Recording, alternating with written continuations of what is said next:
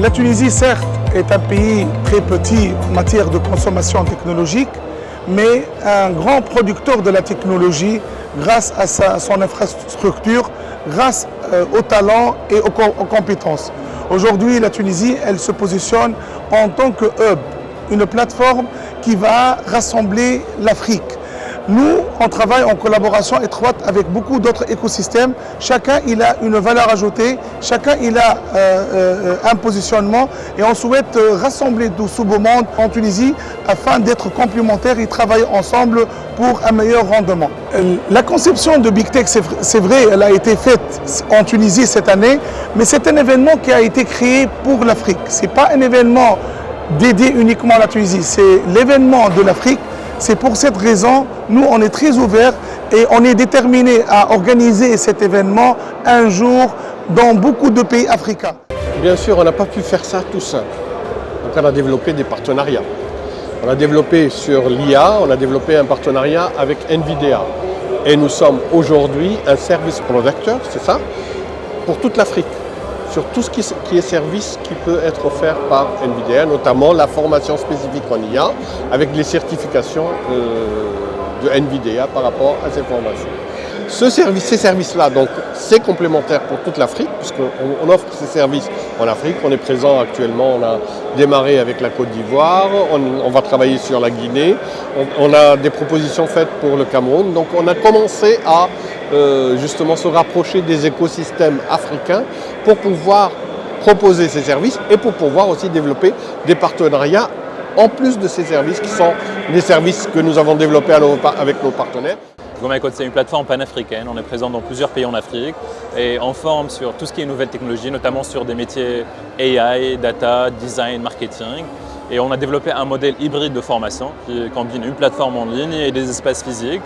Et aujourd'hui, on est un réseau de 1000 formateurs et 35 espaces physiques. Oui, donc c'est une start-up d'Elfi Tunis, donc on a commencé à Tunis. Après, on a commencé à développer l'activité dans d'autres pays en Afrique, donc notamment l'Algérie, le Maroc, l'Égypte, le Sénégal et tout ça.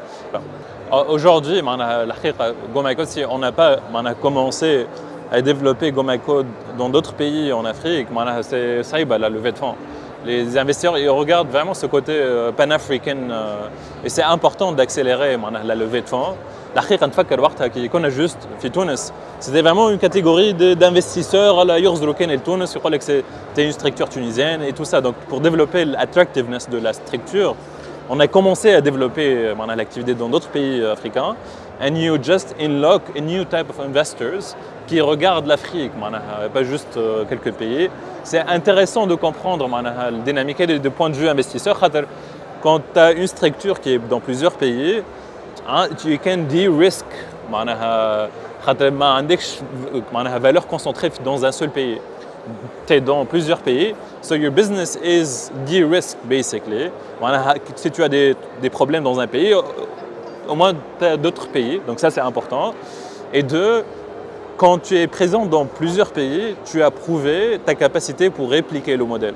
Et les investisseurs, ils regardent, ils disent ok, c'est bien, tu as développé une structure sur Tunis, mais si tu n'arrives pas à répliquer dans d'autres pays, ça prouve que le modèle peut-être n'est pas scalable, réplicable. Et ça, c'est un point important pour les investisseurs. Donc, I'm Vitel Dineyan, I'm the General Manager, General Partner at Odba. We're an early stage venture capital firm. We invest in the most innovative founders using technology to create improbable stories in Africa. Well, over 40 portfolio companies, we invest in sectors like fintech, edtech, health tech, logistics, and artificial intelligence. You've got to explore, you've got to build relationships, and that's what we're here doing. We're here building relationships with local expertise, meeting founders, meeting policymakers to ensure that we have a real feel and understanding of the ecosystem. It's partnerships. You don't know what you don't know. You can assume you know it, but you don't. All these different jurisdictions have different nuances, right? There are differences in the culture, in some places language. So partnerships is important. I mean, the first thing is you've got to get out of bed and go out and explore, because if you don't explore, you're not going to find the best. But it's partnerships, it's connecting ecosystems, because we've got so much that's similar, that's different, right? So we've got so much more in common, and then we have in differences. So I just think it's just more of this. It's more exploring. It's more connecting the ecosystems, connecting Nigeria to Tunisia, South Africa, Uganda, connecting these ecosystems so we're able to operate as one major continent. And that way, both the investors and the founders get to get the best out.